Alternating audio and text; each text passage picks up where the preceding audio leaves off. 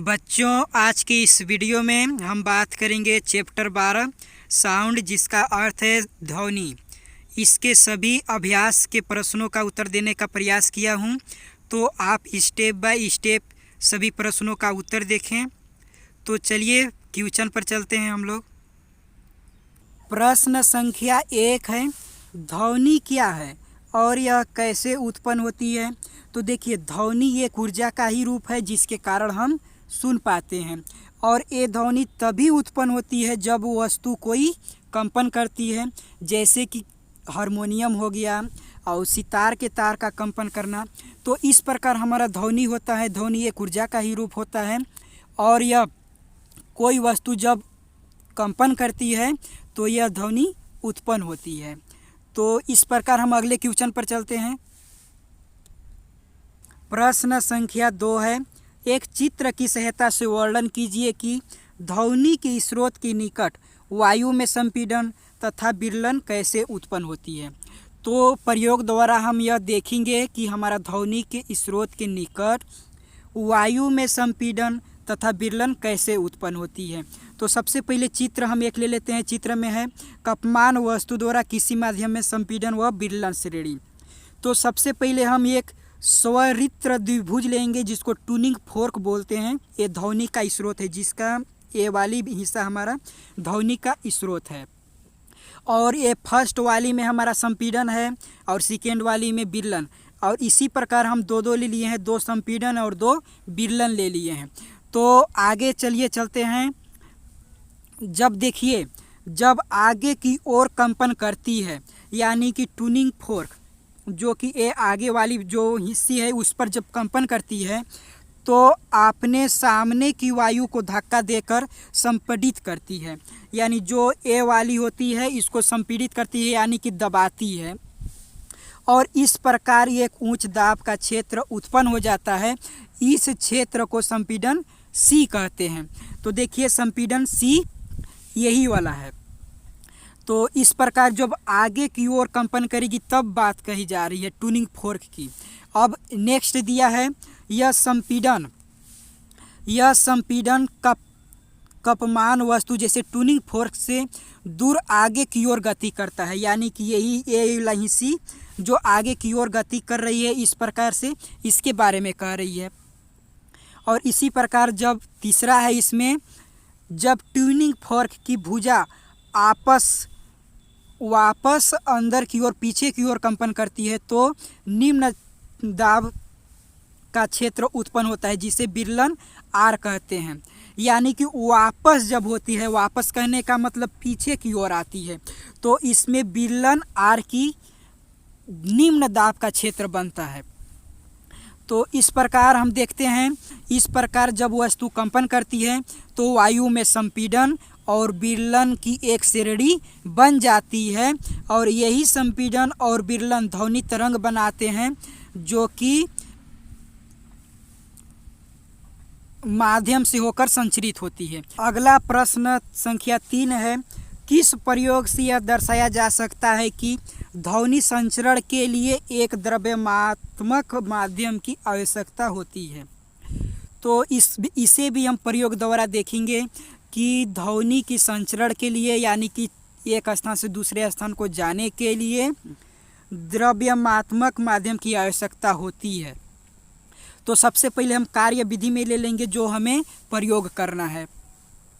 तो सबसे पहले विद्युत घंटी और कांच का एक वायुरुद्ध बेलजार लीजिए और विद्युत घंटी को बेलजार में लटका दीजिए।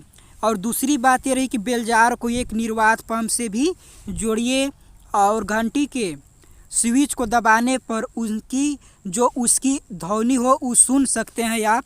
इस प्रकार आप लगाइए उसे। अब निर्वात पंप को चलाइए और प्रेक्षणों को नोट कीजिए कि उसमें क्या हमारा परिणाम निकल रहा है। तो आइए चित्र की सहायता से समझेंगे हम।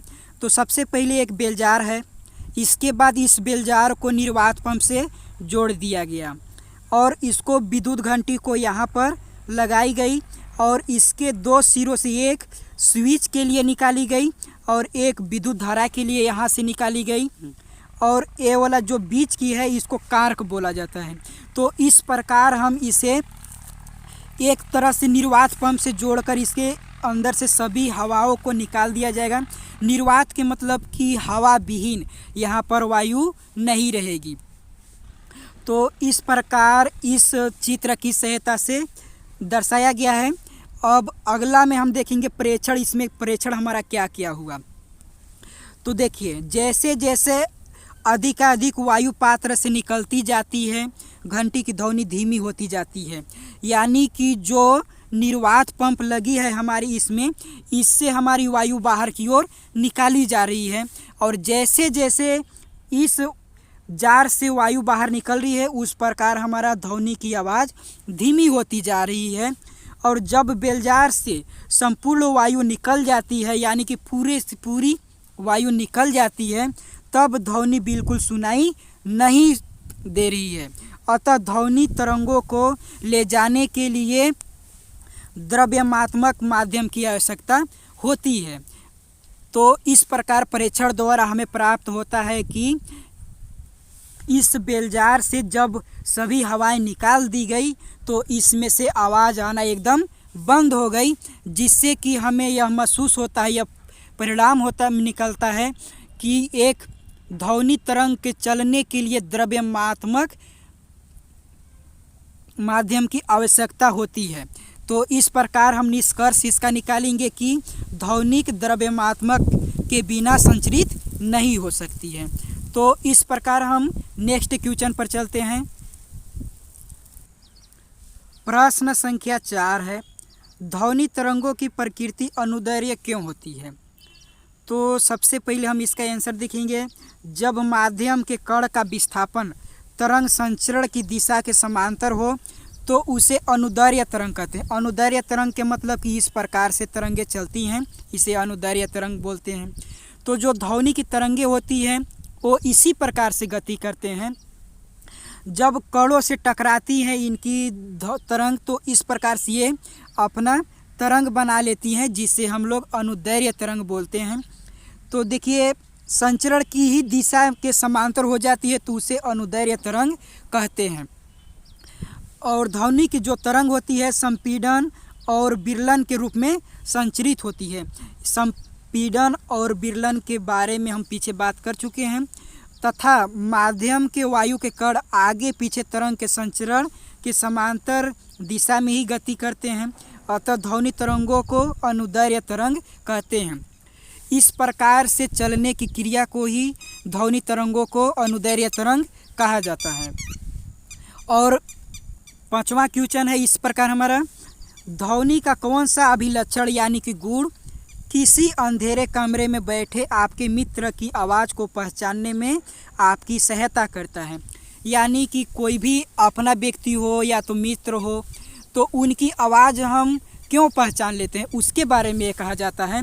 तो इसके कारण हम पहचान पाते हैं कि जो ध्वनि की गुणवत्ता के कारण ही हम इसे पहचान पाते हैं।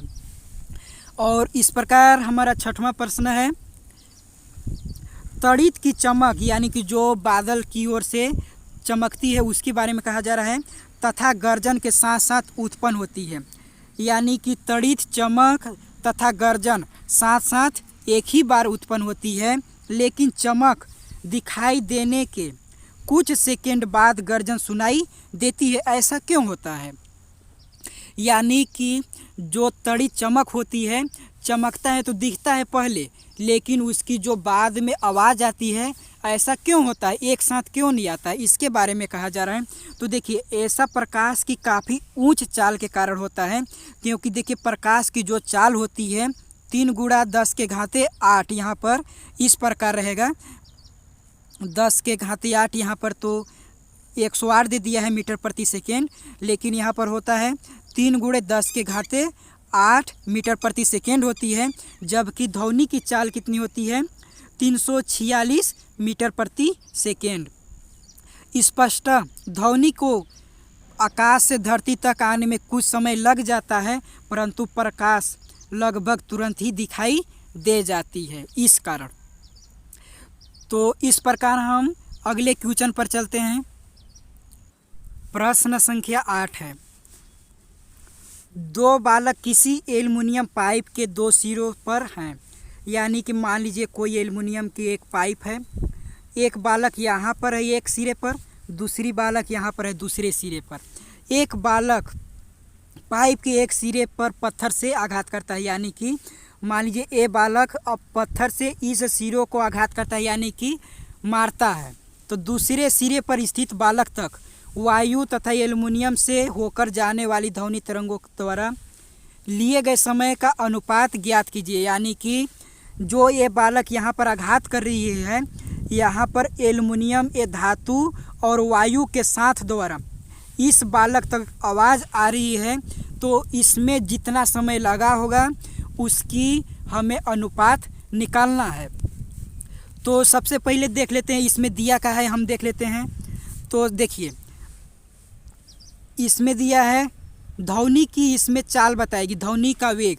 तो देखिए हवा में ध्वनि का वेग 346 मीटर प्रति सेकेंड होती है, और यही वेग जब एल्युमिनियम धातु में की जाएगी तो 6420 मीटर प्रति सेकेंड होती है। ये आपको याद रखना पड़ेगा कि ध्वनि का जो चाल होती है वह वायु में 346 मीटर प्रति सेकेंड होती है, और एल्युमिनियम धातु की बात कहें तो 6420 मीटर प्रति सेकेंड होती है। और मान लीजिए ये एल्युमिनियम पाइप की लंबाई हम यल मीटर मान लेते हैं, यहाँ पर यल मीटर हम मान लेते हैं, और यही है ध्वनि का वायु द्वारा एक बालक से दूसरे बालक तक जाने में लगा समय। तो इसमें हमें समय का ही अनुपात निकालना है। तो सबसे पहले अनुपात निकालने के लिए हम T1 ले लेंगे, यानी कि समय बराबर होता है दूरी बट्टे चाल। तो हमारा समय नहीं दिया है तो समय हम T1 ले रहे हैं, और दूरी दिया है हमारा यल। हम एल्युमिनियम के पाइप की लंबाई को हम यल मीटर माने हैं, और चाल जो है वो हमारी वायु में चाल है 346 मीटर प्रति सेकेंड है। तो इसे सबसे पहले हम T1 बराबर मान लेते हैं। ये हुआ एल्युमिनियम पाइप की लंबाई हो गई, और इसमें वायु में ध्वनि की चाल 346 मीटर प्रति सेकेंड। और इसी प्रकार हम दूसरा समय निकालेंगे। एल्युमिनियम से होकर ध्वनि को एक बच्चे से दूसरे बच्चे तक पहुंचने में लगा समय, यानी कि T2। तो देखिए ये भी यहाँ पर भी हम एल्युमिनियम पाइप की लंबाई ले लेंगे यल मीटर, और जो एल्युमिनियम से होकर ध्वनि हमारे गुजर रही है वो हमारे 6420 मीटर प्रति सेकेंड चल रही है। तो इसको हमको अनुपात निकालना है। तो अनुपात निकालने के लिए सबसे पहले हम इन दोनों को डिवाइड कर देंगे। तो देखिए यहाँ पर डिवाइड हम किए T1/T2। तो यहाँ पर हम पहली भाग दिए T1 भागे T2। तो T1 हमारा था यल भागे 346, और दूसरा T2 हमारा था यल भागे 6420।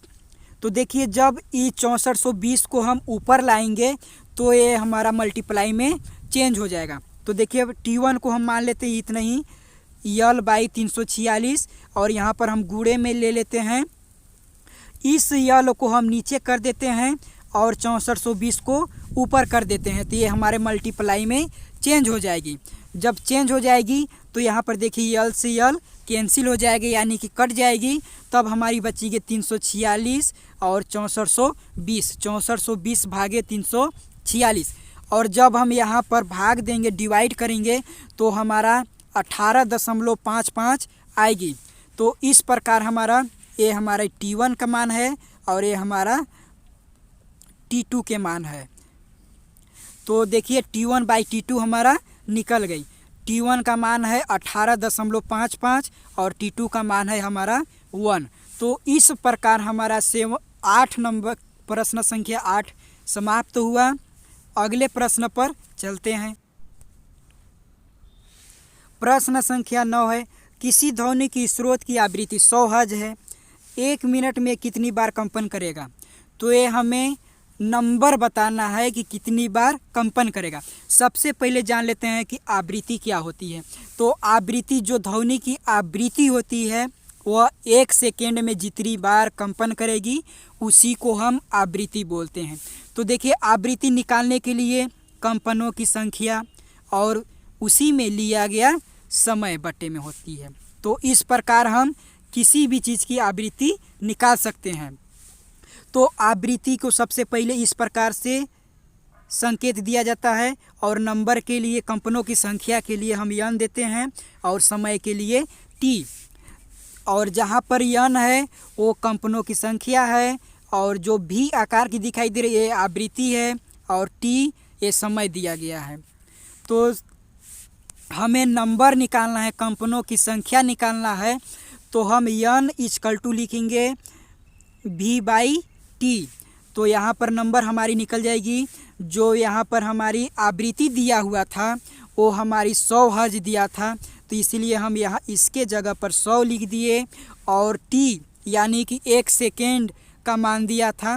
तो 1 सेकेंड में जितनी बार कंपन करेगी उतनी में, तो ये में हमें सेकेंड में दिया है, तो इसीलिए हम 1 मिनट में 60 सेकेंड होते हैं, तो इसको हम 60 से मल्टीप्लाई कर दिए, तो हमारा 6000 बार कंपन करेगी, यानी कि 1 मिनट में हमारा 6000 बार कंपन करेगी।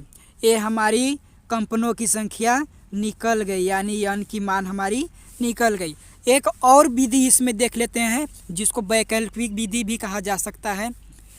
यदि ये आपको कठिन वे लग रहा होगा तो सेकेंड वे आप अच्छा से समझ सके तो ठीक है।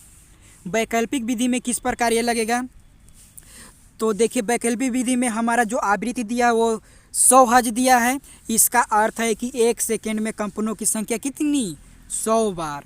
तो देखिए 60 सेकेंड में कंपनों की संख्या कितनी होगी, तो हम 100 गुणे 60 कर देंगे तो हमारा निकल जाएगी 6000 बार। तो देखिए 1 मिनट में यानी कि 60 सेकेंड में कंपनों की संख्या 6000 बार होगी। तो इस प्रकार हम अगले क्वेश्चन पर चलते हैं। प्रश्न संख्या 10 है, क्या ध्वनि परावर्तन के उन्हीं नियमों का पालन करती हैं जिनका कि प्रकाश की तरंगें करती हैं? इन नियमों को बताइए। इसमें यह कहा जा रहा है कि जो ध्वनि होती है परावर्तन के उन्हीं नियमों का पालन करती हैं जिनका कि प्रकाश की तरंगें करती हैं, यानी कि प्रकाश की तरंगें जो प्रकाश के परावर्तन के नियम पर लागू होती है उसी प्रकार क्या ध्वनि भी उसी प्रकार लागू होती है? यदि लागू होती है तो उस नियम को बताइए। तो ये बात सही है कि जो ध्वनि होती है ये भी प्रकाश के परावर्तन के नियमों को भी लागू करती है। तो इस नियम को हम लोग देख लेते हैं। तो इसमें पहला नियम है आपतित ध्वनि तरंग और परावर्तित ध्वनि तरंग तथा आपतन बिंदु पर खींचे गए अभिलंब, ये तीनों एक ही तल में होते हैं। यानी कि देखिए आपतित ध्वनि तरंग यानी कि इस प्रकार से और परावर्तित ध्वनि तरंग यानी कि इस प्रकार से। यानी कि आपतित मतलब कि आने वाली ध्वनि तरंग और परावर्तित मतलब कि किसी चिकने तल से टकराकर जाने वाली ध्वनि तरंग। आपतन बिंदु पर खींचे गए अभिलंब, अभिलंब का मतलब होता है इस प्रकार से तीनों एक ही तल में होते हैं। तो देखिए इधर से ये आपतित ध्वनि तरंग आई और इधर से ये परावर्तित ध्वनि तरंग आई और बीच में ये अभिलंब हुई, तो देखिए तीनों एक ही बिंदु पर मिल गए। अब इसी प्रकार हमारा दूसरा है परावर्तन, परावर्तक पृष्ठ के आपतन बिंदु पर खींचे गए अभिलंब तथा ध्वनि के आपतन होने की दिशा तथा परावर्तन के उनके दिशा का बीच का कोण आपस में बराबर होते हैं। आपतित ध्वनि पर तरंग है और परावर्तित ध्वनि तरंग है और बीच में जो अभिलंब है और इनके बीच की कोण और इनके बीच की कोण बराबर होती है। तो ये भी सत्य है, जितना आपतित कोण का झुकाव होगी और उतने ही परावर्तित कोण का भी झुकाव होगी। तो इस प्रकार हमारा दोनों कोण बराबर होंगे। और इस प्रकार हमारा 10वां क्वेश्चन भी समाप्त हुआ। तो बस आज के लिए इतना ही, मिलते हैं नेक्स्ट वीडियो में। और बाकी क्वेश्चनों के अलग से मैं वीडियो बनाऊंगा क्योंकि 22 क्वेश्चन है, 22 क्वेश्चन में मैं 10 ही क्वेश्चन इसमें बता रहा हूं। अगली वीडियो में मैं 10-12 क्वेश्चन और बताऊंगा। तो बस आज के लिए इतना ही, धन्यवाद।